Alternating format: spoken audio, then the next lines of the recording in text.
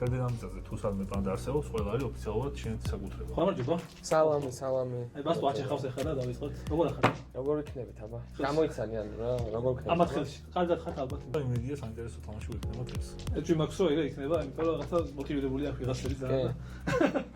მოდი დაიწყოთ. მასტერ მინოს უნდა მოუგო. უკან ხო მასტერ მინო წერია თო მაგ. ოპერატორს წინა თამაში დამარცხებული ეპიზოდება მომანიჭეს და კინგით მოვიდა.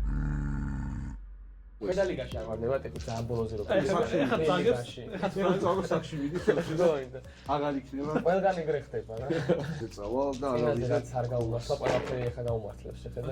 არც ვერავის ვერ ვთქვა და არც მაქვს სული რა. თუ არავინ არ შეგიძლია ისე დააკრა. გვერდზე. გვერდზე ჩუმად ვუტყავ ხოლმე ფეხსო. მაგითო შეწეული. ეს არის Pumpkin Jack. პროგრამი ვასება და Halloween. გოგრა ჯეკი ძალიან მაგარი. ჩემი არის პრაბელ პინგვინი, ინან Space პინგვინი, ანუ გამოტოვება პინგვინი. და ხელში უჭერს ორი მტვერსასრუტი, რომელიც ყინულებსაც ისვრის რო რამე რა. ანუ თან იწოვს და თუ რამეა ყინულებსაც ისვრის. მაგიტო ერთ ენერგიას აღგებ. მაგიტო ერთ ენერგიას აღგებ და ორს ჩაგარტყავ. დავუჩე მაინც. დარჩი ხო, მადლობა დიდი. ვერტოჩე რა გმირობა. მეორე პანდა კაი.